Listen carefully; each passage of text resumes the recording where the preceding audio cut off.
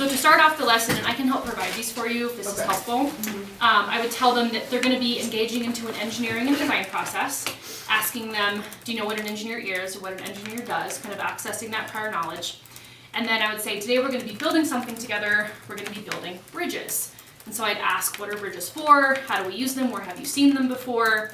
Having them share, maybe think, pair, share with a partner, having them share out for the whole group, and then showing them pictures of different bridges. And asking them, what observations can you make about these different styles of bridges? So if you want, we can print and laminate those photos for you. Cool. If you can share them with us, we can print and laminate them too. But yeah, we've already got got some pre-used ones. Yeah. And then in their small pairs, I'd have enough so that maybe each pair could hold and look at a photo, or if you had one big up on a screen that they could all look at, asking them what they notice about those bridges. So they might notice different shapes in the bridges. They might notice that some bridges have cables, that some are taller, some are shorter. And I would show them different kinds of bridges. So we always want to show the Golden Gate. We might show a freeway bridge. We like to show the one going over to Carson because that's a local bridge. Cool. They also might notice that the bridges are made out of different kinds of materials. So all those factors are fair game. But as the instructor, what you really kind of want to hone in on are the shapes on the bridges. So the next follow-up question that you might ask, and the reason that we do it this way is because they didn't get the previous lesson, which is all about shapes. Okay. So you kind of want to lead it in at the beginning.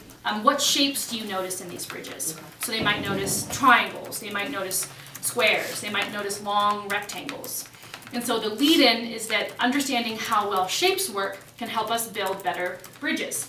So then for the next part of the lesson, as part of the engineering and design process, we just redid this for our second graders, and it works really well, and I think it'll also work for sixth graders and seventh graders as well, is say, okay, now that you know what you're going to be building, you've seen some examples, build a bridge that can hold the most amount of weight.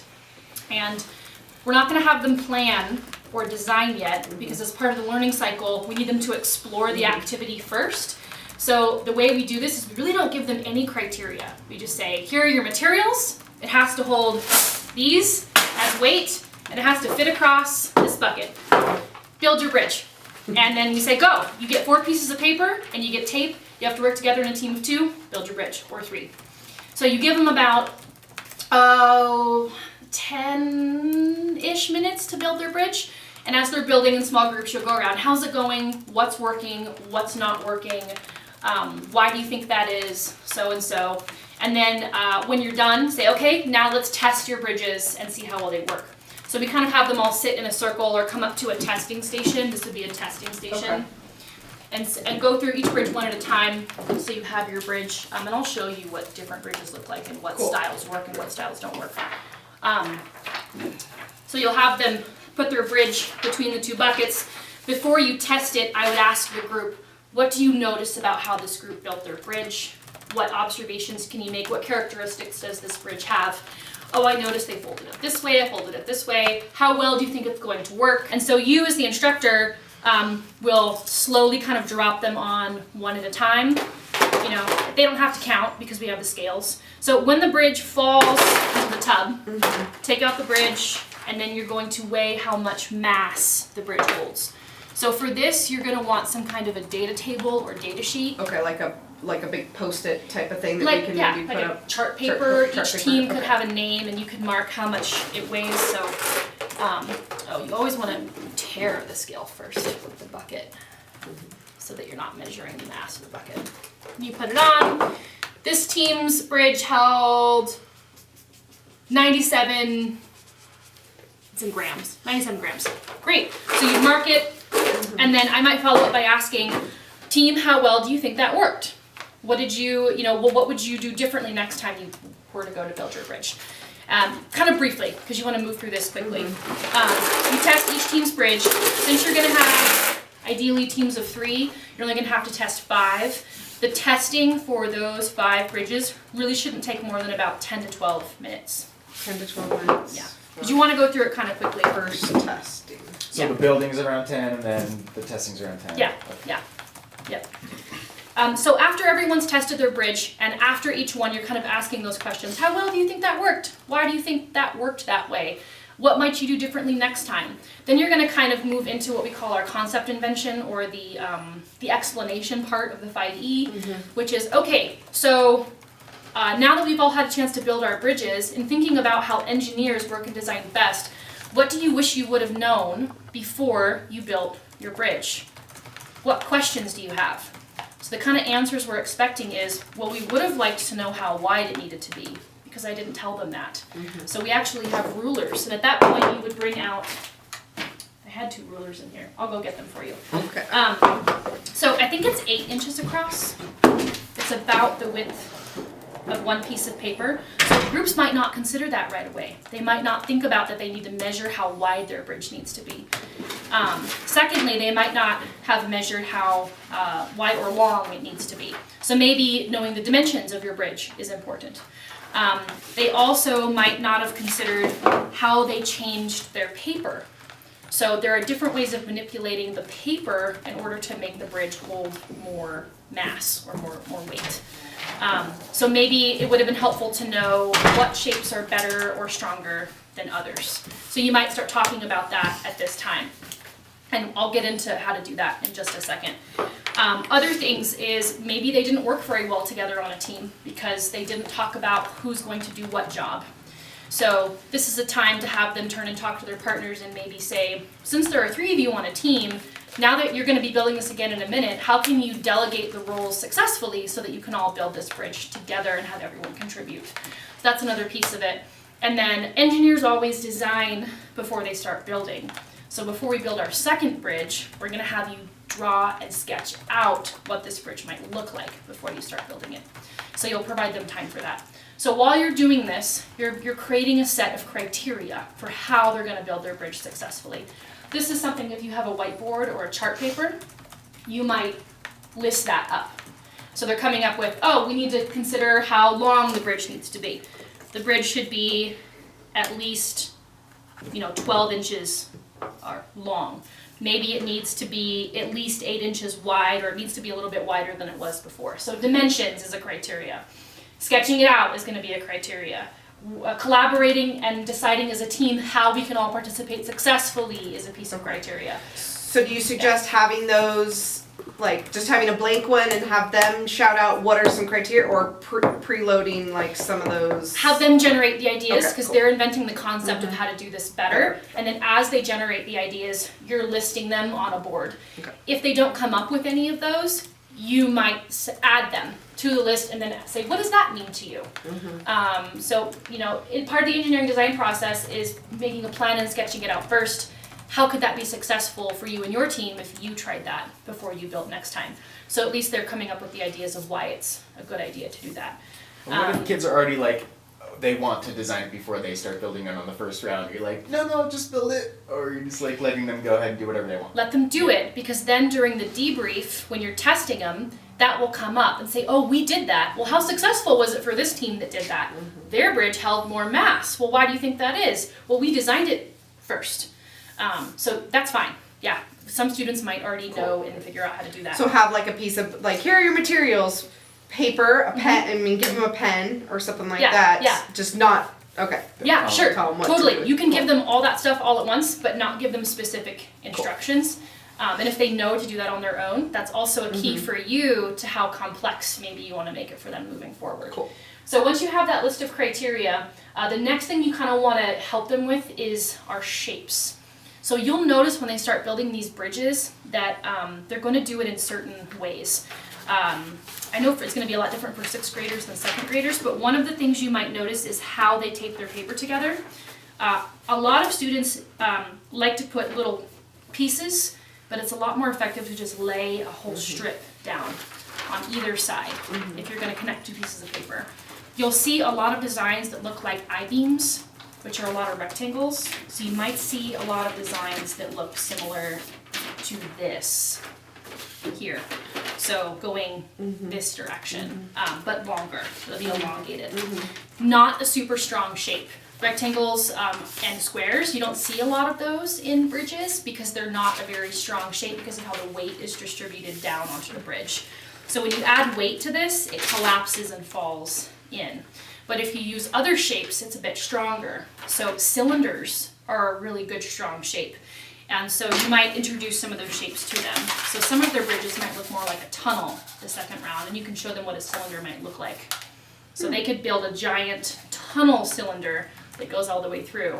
The only question for this is, well, if you decide to build this style bridge, you have to come up with a solution for how to get the gems to fit inside. So they might like you to put trapdoors on the top, but let them come up with that. So you might want to bring some scissors with you, so they have the option of cutting that in there. But that's only to build the trapdoor to get the weight in there. I wouldn't give them scissors to fold their paper. I'd only give it to them for that reason. So Otherwise, they're gonna. Yeah, don't hand them out otherwise. No, don't hand them out otherwise. But they need to come up with how to get them to fit in there if they do it that way. There's also the best one of them all is the triangle. It's the strongest shape. The accordion fold is the key strong bridge here that we're looking for. Are you familiar with the? I mean, not in a bridge context, but I know the accordion fold. Yeah. So if the students do, we found the strongest bridge possible with this kind of paper. But even if they do the accordion fold, they still have to do it in the right orientation. So if they do it like this, and it's just a little bit longer and extends out to the side, it's still going to fall in. The triangles have to be perpendicular to the sides of the bin in order for it to work. So with the 4 pieces of paper that they get, the very best model and design possible is if you tape 4 pieces of paper together, seam to seam, like a cross, and then you accordion fold the entire 4-4 and set that entire thing on top of the bin. And that will hold the entire bag. Oh, wow. So they might not pick up on that right away, but they'll try different designs in order to make it work. Cool. So before they start building, you might show them different ways of folding the paper or thinking about how to fold the paper differently in order to make a stronger bridge. Cool. So then you say, all right, so now work in your teams, figure out a solution for how you're going to work together successfully. Then you're going to do a sketch and plan out your bridge. Then you're going to start building it again, and then you're going to start testing it. Now for the second round of testing, I would have like 2 testing stations set up. Is there going to be more than one instructor? Yes. Per group? Yeah. Great. So each instructor can be running a testing station, and so they can freely come up and test when they're ready until they have the perfect design. So they're kind of coming up and figuring it out, and it's like, oh man, the orientation's not right. Send them back. You can give them new materials, have them try again until they get a design that they feel really good about. And then you can do one more round of testing at the end with all the final designs, talking about what did you notice about your bridge building the second time that worked better? What worked better the second time? What didn't work? How did having a plan make this work better? How did collaborating as a team first about what to do make this better? How did changing your shapes make this better? Did anyone combine shapes? Sometimes people will try and make pillars with cylinders that go down into the tub, which is totally okay, with then an accordion on top of the pillars. Yeah. So they can start combining the different shapes. But they only have four pieces of paper each round. Yeah, exactly. You got it. Okay. If you feel when you're doing this that it's becoming too easy for them, a modification you can do is to expand the size of the bridge site. You can have it go across 2 tubs instead of 1 if you wanted to. Or you could do no tub and make these as far apart as you want. This makes it a little bit harder because the gems don't have something to fall into. The real reason we have this tub on the bottom is to collect them, so it's really easy to weigh it. So there might just be an extra task of picking them up and putting them in, but you could expand the width of your 2 mountains here, whatever you want to call them, to make it more challenging. Okay. And that's something, because again, there's going to be 4 rounds of this, so if we're starting to find that the first round was maybe a little, we can try to modify at the time too. But yeah, and because they're 6th and 7th graders, we do this in an hour with 2nd graders, and we find sometimes that we're still a little short on time. That's because it takes forever sometimes to get these concepts to come out of 2nd graders. I think with 6th and 7th graders, it's going to come out pretty fast. So an hour should be fine. Yeah. 45. Well, we're 45 is what we've got, I think, scheduled for each. Okay, so if you've got 45 instead of an hour, then for the beginning of the lesson, I would say, today we're going to build bridges. Get into teams of 2. here are your materials, go. Boom. And maybe don't show them the pictures of the bridges, or maybe have it be really quick. Maybe hold up a picture of bridges and say, turn and talk to your partner about what you know about bridges really fast. Now we're going to build them. Okay. And maybe don't spend as much time accessing that prior knowledge just because you're going to be short on time. And then for the first bridge building testing, rather than having a more in-depth conversation after each one, just say, make note of how well your bridge worked, and once we've tested everyone's, we'll have one conversation about what we're going to do differently next time. Okay.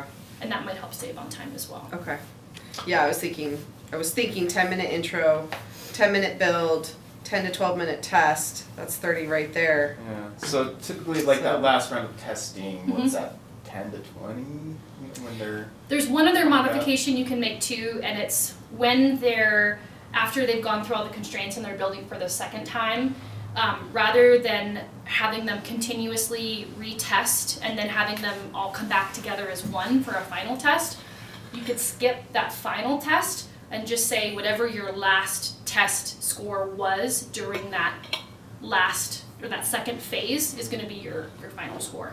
You just want to make sure you have at least like 5 to 7 minutes to kind of debrief and wrap up the whole experience. Like, so what was different or what was successful or what was not successful about using criteria, about having a plan, about working on a team? What do you know now about building bridges that you didn't know before? You know, some reflection questions like that. So when they're doing it, they don't necessarily have to have like a somewhere that a car could jab. It doesn't have to be a flat part. It could just be whatever it looks like. Yeah, so because these are older students, that might be an extra constraint that you give them, is considering where's the car gonna go. So the one thing about the accordion fold, because there really isn't a great place for a car to go, is surface area. So you might run out of surface area. Your bridge might be able to hold more gems, but they're falling off onto the ground, off the buckets onto the ground, because there's nowhere for the cars to be. And cars don't stack up on top of each other. So it's kind of a bit of a, even though we're building a bridge, it's like which bridge can hold the most amount of mass is the real challenge, more so than is this what a real bridge can be. Right. But if you wanted to make that a constraint, you could say there has to be a place that your cars can drive that's flat on the top of your bridge.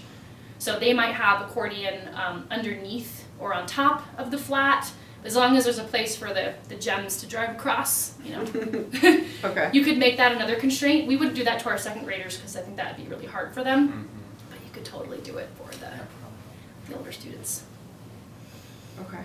Cool. And if you want to give them a fifth piece of paper so that they are able to do that, that's something to consider. Okay. We're gonna need like a ream of paper, huh? Yeah. I was like, with 60 Totally. kids, Yeah. 30 groups, 30 groups, oh my gosh, yeah. 40. And the way it works with tape is we'll just rip off a giant strip of tape and hand it to each group. Okay. So we won't give each group their own roll of tape.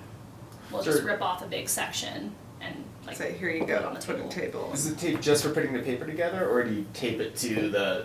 Just for putting the paper together. Okay, they can't use it like to tape it. To Nope. The, okay. It has to be a freestanding bridge.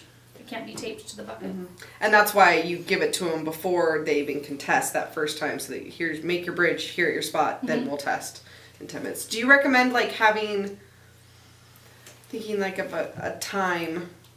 Yeah, I would somehow if super we can recommend get- a timer. And older students are a lot better at managing their time than younger students too. So I was gonna try and demonstrate the best way to do it, or one of the most successful ways to do it. And if you guys too wanna like play with the paper a little bit and try folding out the different shapes so that you kinda get a feel for it, that's cool too. Cool. Sometimes I'll have this particular design off to the side as a model. And so during the final reflection, sometimes I'll pull this out and ask them, what do you notice about this bridge? This bridge Okay. held the most number of weight in the previous group. Yeah. You just, Why do you think this bridge was so much more successful than some of the models we saw today? okay, I like that. And having them kind of Definitely. look at a really good one and, you know, reflect on why that one is so effective. Definitely a few minutes at the end. Yeah. Just 5 to 10 on that probably. Yeah, that's a good way to...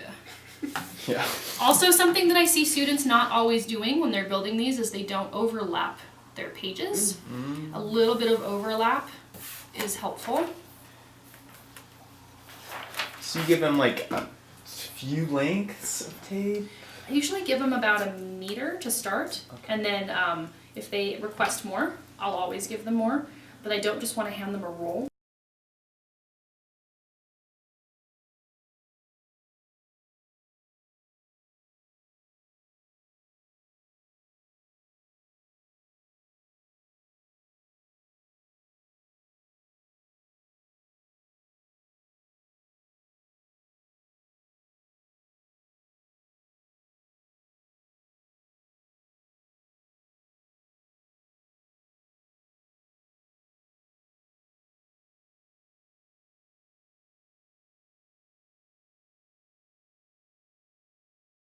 So one thing I want to point out too is the accordion fold is successful. Again, the orientation of the fold is really important. So the best way to do it is to fold it this way because of how the triangles go across the gap. If they do it this way, it just kind of all falls inside. So actually, I can kind of show you what this looks like. If one of you wants to work on putting 4 together, and I'll show one version.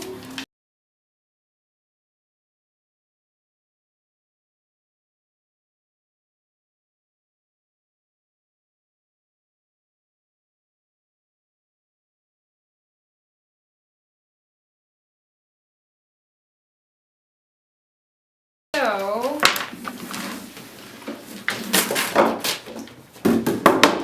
so you could do this with or without the tub, but having it go this way is more effective to holding more weight than having it go the other way. And if you do have the tub in there, the closer the sides are together, the more it'll hold. The farther apart it is, the more chance it'll fall off. One thing to consider, and I tell this to the kids as a rule when I'm testing, is that any gem that's sitting above the bucket doesn't count. So they all have to be like squeezed towards the center. So they could just put them all over here that way, right? Right, like that doesn't count if they're all sitting on top of the bucket. They all have to actually sit over the gap in order for this to work. Do you want it on both sides, right? Yeah, both So do you sides. stipulate like in the middle of the bucket?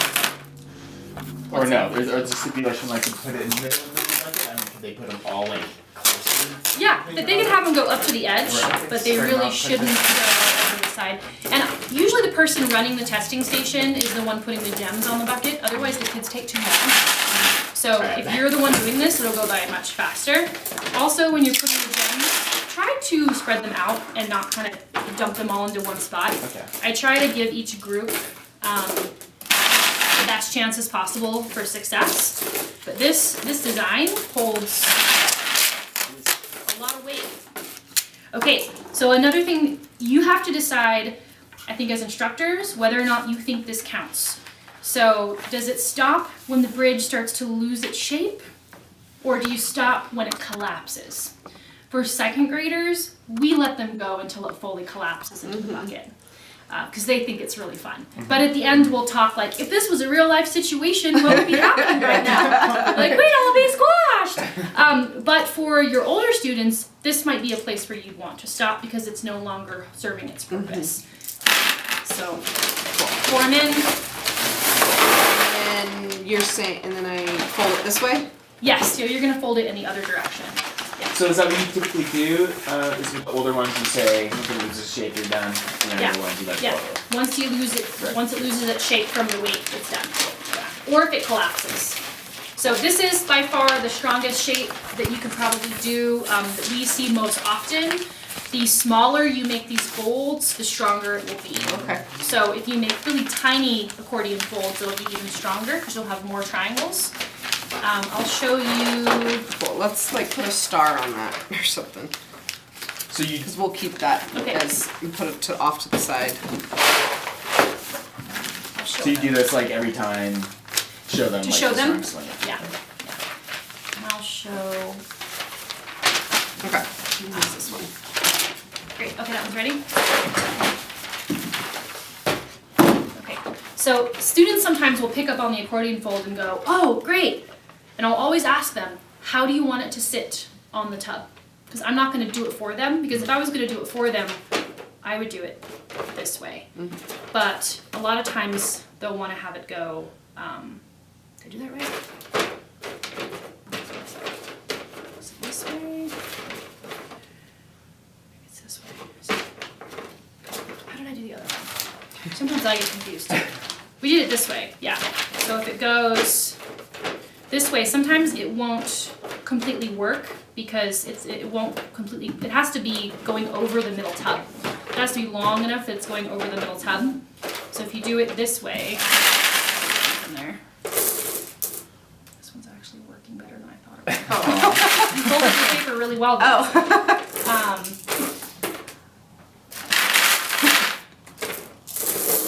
It's working pretty well actually. I'm impressed. It's new to none. I'm trying to remember, what is it that the kids do that make this not work? It's like, let's try something else. Maybe it's because you did really well with the surface area. A lot of times they'll try and match up the paper. So rather than making it really wide, I'll do two at once. They'll try and double up and make it extra thick. Just gonna do two so I have the same. Okay. And then they might tape them together so it's like that.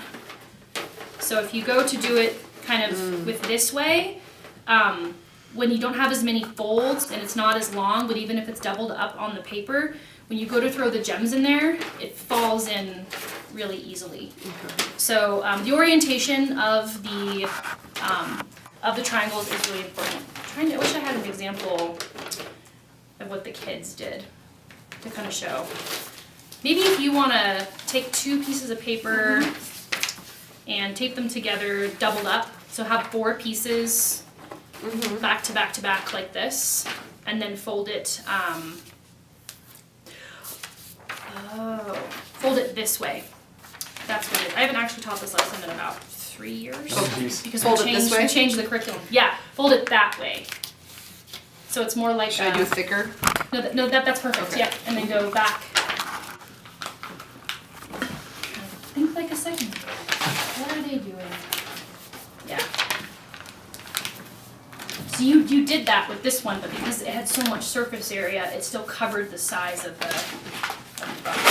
Okay, so. Yeah, And like then. that. And then if you make it a little bit longer, so take one of them off, or 2 of them off, and then tape it. Tape them to one end. This is a common design that we get. Okay, but still, is this other one doubled up? Yeah, so keep them both doubled up. Okay. And just tape them, not that way, but the other way. And Do it this yeah, way? Okay. that's the design that we see a lot. Okay.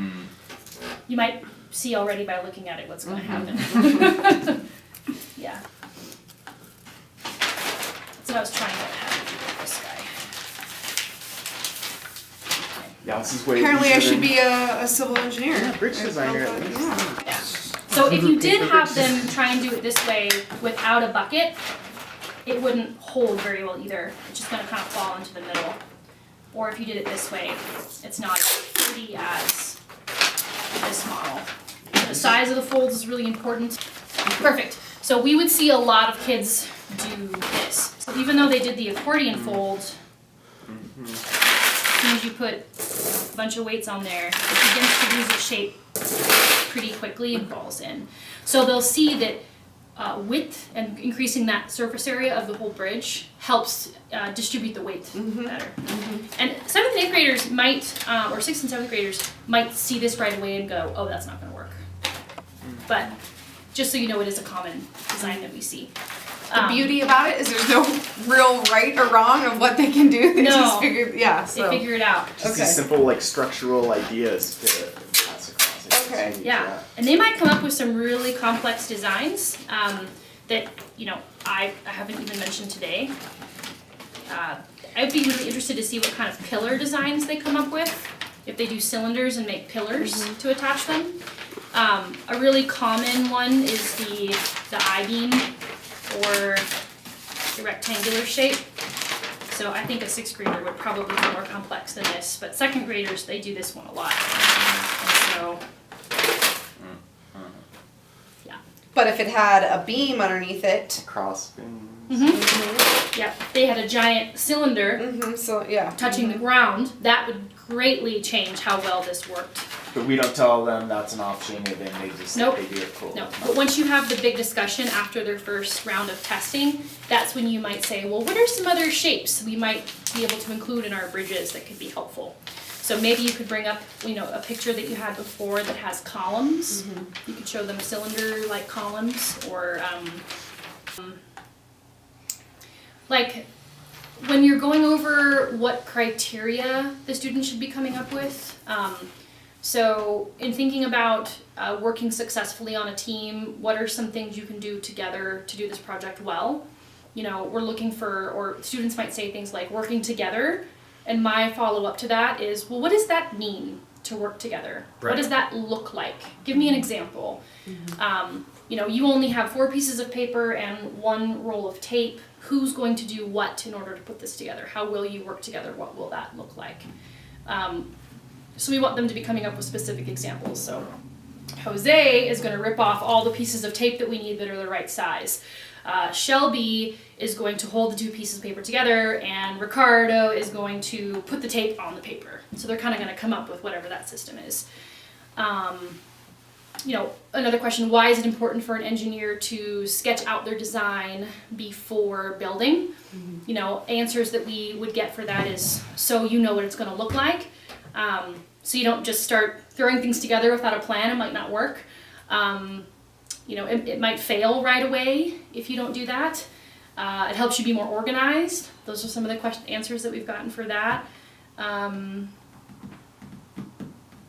As far as what worked and what didn't work, the kind of answers that we would expect to get is, we didn't put on enough tape, or we didn't put tape on in the right places, or we didn't fold the paper in the best way, or we didn't know how wide the space was. So those are kind of some answers there. Perfect. Everything you would expect. I don't Right. think they're so complex that you're going to get some misconceptions that come out. Yeah. Kind of the skeleton is, we're going to build bridges, here are your materials, let's test them, make observations about how well they work, we're going to debrief and have a discussion, what worked, what didn't work, here's the criteria, build them again with criteria, and then let's talk about what was different between the first and the second build, and why was it helpful to use the engineering and design process. Perfect.